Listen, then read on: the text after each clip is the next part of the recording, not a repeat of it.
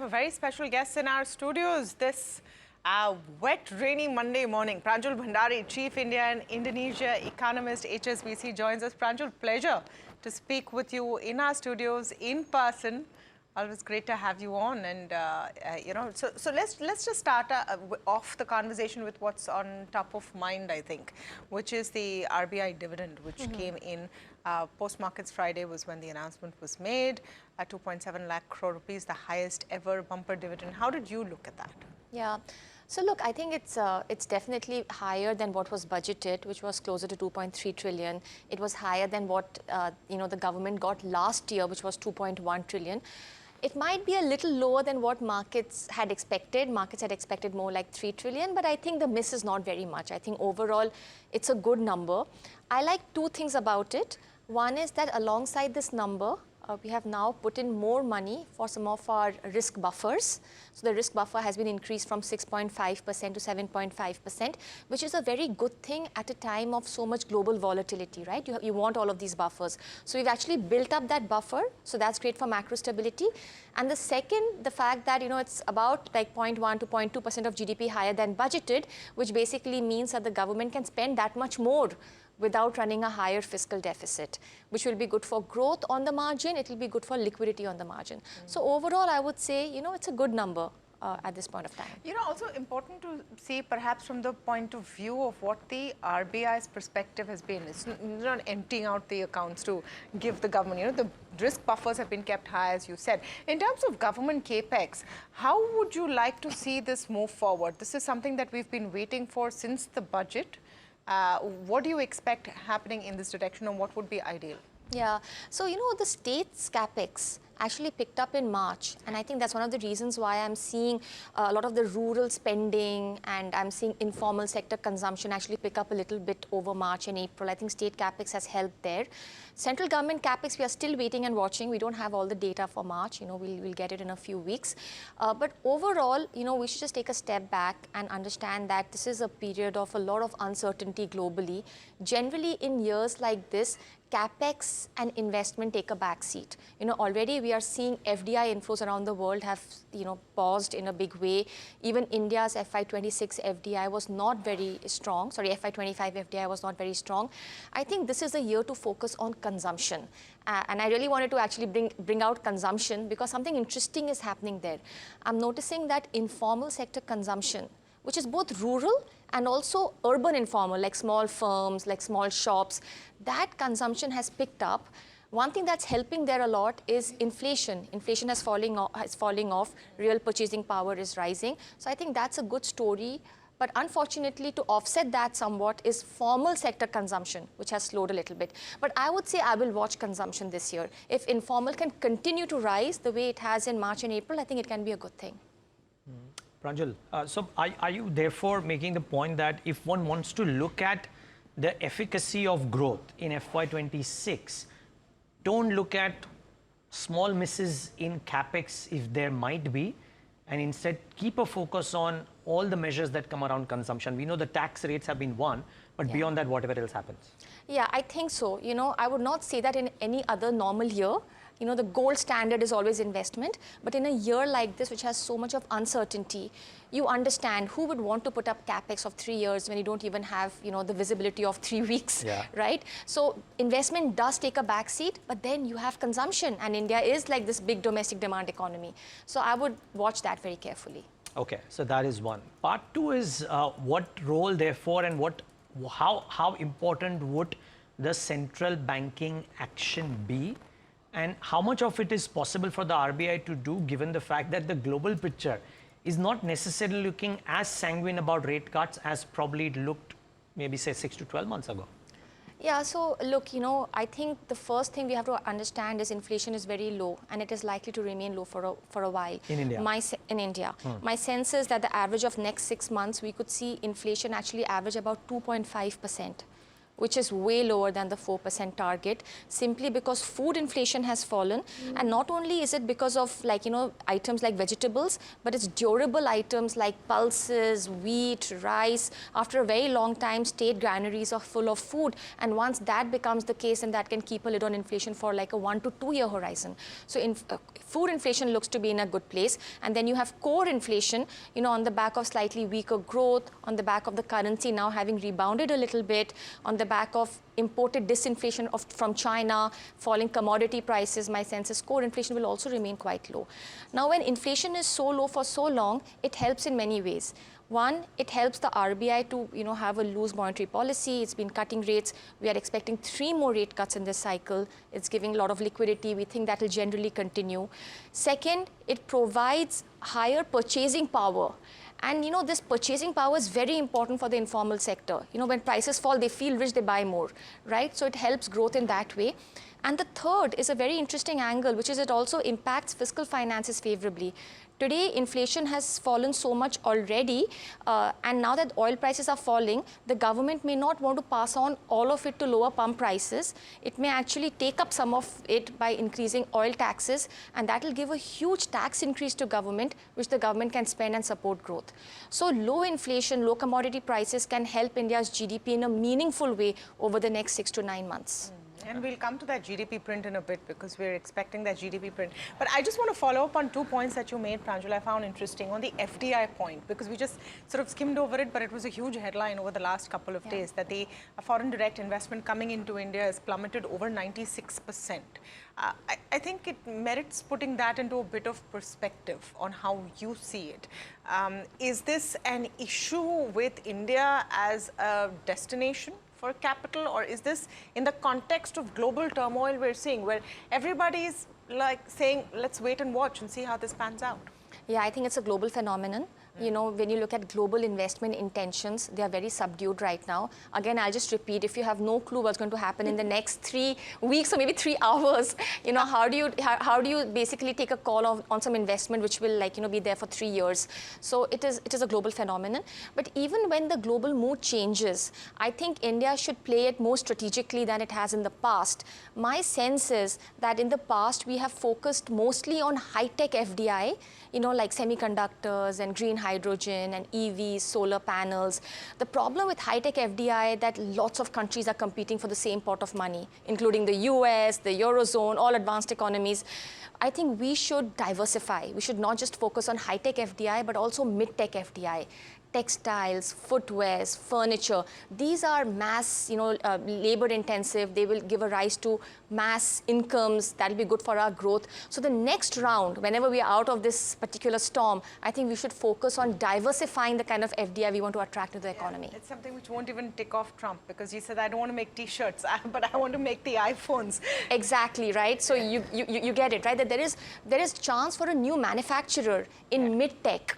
But for a new manufacturer, large manufacturer like India in high-tech can be a lot more competitive. But having said that, just on, so what do you think are the key markers to watch out from an Indian perspective? So far, the consensus has been whatever is happening with what Trump says, trade deal, etc., does not impact India too much because we aren't a very export-oriented or export-dependent economy. Do you, first of all, concur with that? And what do you think is the next big step you would watch out for in this trade war from the Indian context? Yeah, so look, a lot of people say India is this big domestic demand economy. I like to not agree with this in entirety. My sense is India has only grown rapidly in years when it has integrated more with the global world. The years when we focused only on domestic economy, we get 5.5% growth. The years when we compete, go and look for new markets abroad, both goods and services, we get 8% growth, right? So, I would like us to compete. I would like us to grow much faster. We need it for our people. And I think we are taking the right steps. My sense is that we've been bringing down tariffs. We've been going out there trying to forge new trade deals with advanced economies. Now, you can argue that the India-UK trade deal does not have too much of economic impact, but I think the sentiment impact was even bigger. For the first time, India said that, no, let's fast track it. Let's have something. We'll have a lot of issues. We'll look at it on the side, but let's fast track at least a bare minimum deal. I think this is a right attitude to have. On the back of this attitude, I think this year we'll also get a trade deal with the US and also the EU. Then we have been more open to FDI, especially regional FDI. Hopefully, eventually, we get a lot of FDI from China as well, which is a big giver of FDI. And finally, the currency. I think it's good to have a flexible currency. It becomes a shock absorber, and it also gives a lot of macro stability, confidence to manufacturers. So on all of these fronts, I think we are moving in the right direction to become a little more globally integrated than we were in the last couple of years. Yeah, and then maybe Pax, New Zealand, Chile, what have you, a lot of smaller things as well. Pranjul, just on the point that you made about the need to attract not necessarily just high tech but low tech too. Is India doing enough, or is that something that India needs to do but not quite doing right now? So in the last couple of years, India has not been doing it. But my sense is that I think India is also sort of learning a lot of lessons, realizing new realities. My sense is in the last 6 months, there's been a general sense that this is a nice area to track as well, this whole mid-tech FDI, because that's our #1 plan out there for creating jobs. We need jobs, most certainly. right? Yeah. Okay. The note that you guys came out with over the weekend, right? And it observes that in periods of rising integration with the world, India has done well. We are anything but getting integrated with the world. Or I mean, as in the world by itself, right? It's actually more de-globalization than globalization per se. So how do you think India fares in such a scenario? Yeah. So look, there are two types of integration. One is financial integration. The other is trade integration. I think we've done better in financial than trade. Today, our stock markets are much better aligned to global stock markets. But in terms of getting more trade market share in the world, we haven't done as well. So we've done one part of integration, but one whole part remains missing, which I think is trade integration. So let's focus on trade integration. Within that, there is goods and services. The world may be de-globalizing in goods trade, but it continues to globalize in services trade. And that's where I think we are a world leader, right? We are the ones who've moved from IT services to professional services. We are on the forefront of technological innovation. So let's keep at that. I think that's a good thing to have.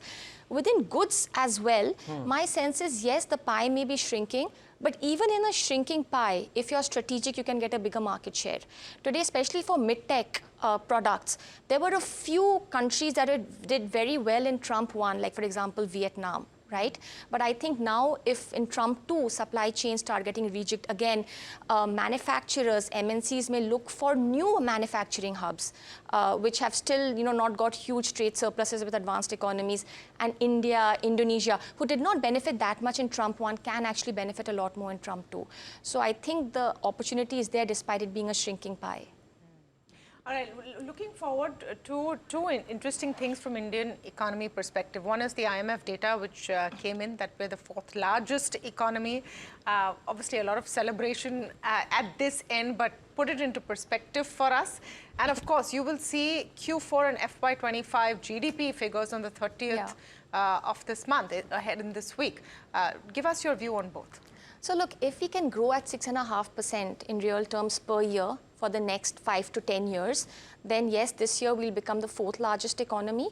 And I think by 2028, we'll become the 3rd largest economy in the world, right after the US and China. Just doing what we're doing. That's right, yeah. Just because we're like a very large economy, right? We're a populous economy, we're a large economy. And if we grow at 6.5% at a time when the world is growing at, probably half the clip, I think we can reach there. So that's the good news, right? The not so good news is that we should not track just GDP. We should also track GDP per capita. Yeah. How much money does each person have? Because we are the most populous country in the world. And if we sort of track that, we are not doing that well.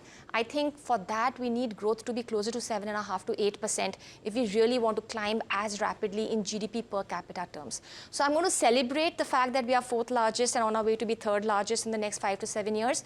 But I think for me, the bigger test would be if we can really increase the GDP per capita, which means even higher growth. So this whole traction, the whole traction was, right, that we'll move from 2,000 to 2,500 to 3,000 to eventually $5,000 per capita. You think we are going slower on that? Because of the pace of rise in population is faster than the growth? No, I won't say the population is rising at a faster pace. I think, in fact, it is softening over the last decade or two. But I think real GDP growth has to be even faster for us to get there even quicker, right? Yeah. 6.5 is not going to cut it because that's just that's status actually. It's because we're just doing what we're doing. No, we'll still get there, but we'll get there a little later with 6.5. My sense is we need 7.5 to 8 for at least 10 years for us to really become a meaningful middle income economy. Which ties in with what you said on mid-tech investments, which can actually bring in that employment, etc. But more in the here and now, the fourth quarter and FY GDP numbers that we'll see, what are you penciling? Yeah. So look, we have a large database of 100 indicators of growth, and that aligns very well with GDP numbers. Our sense is that the March quarter is looking a little better than the December quarter. So in December, GVA grew by 6.2%. So in March, we think GVA will grow more like 6.4%, slightly better than the previous quarter. What will be the positive part? I think informal consumption, rural consumption has really picked up. I think that will be the positive part of it.